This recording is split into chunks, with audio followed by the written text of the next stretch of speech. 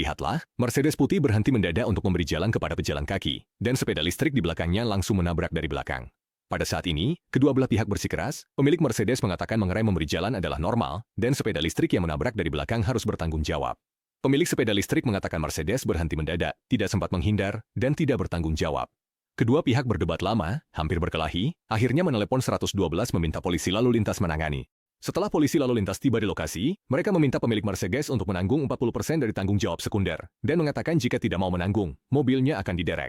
Banyak orang panik dan memilih menerima tanggung jawab sekunder agar masalah cepat selesai. Ini kesalahan besar.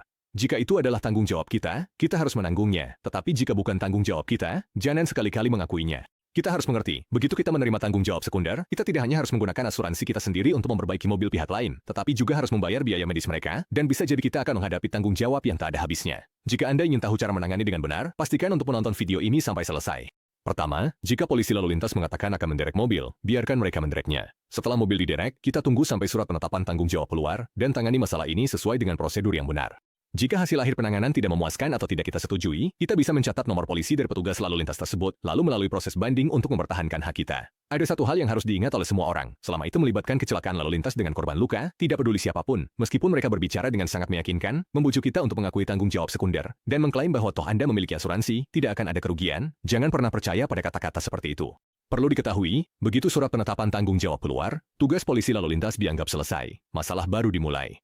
Jika keluarga korban tidak puas dengan masalah kompensasi selanjutnya, dan kemudian menggugat kita, itu akan menjadi masalah.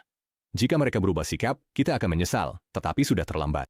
Ini bukanlah menakut-nakuti, melainkan kasus nyata yang benar-benar pernah terjadi. Banyak orang yang mudah percaya pada kata-kata yang menenangkan, atau terbuai oleh kata-kata manis dari keluarga korban, bingung mengakui tanggung jawab sekunder, dan mengalami kerugian besar. Jadi, ketika menghadapi situasi seperti ini, kita harus tetap waspada dan berpegang pada prinsip. Ikuti saya, setiap hari ada satu pengetahuan tentang mobil.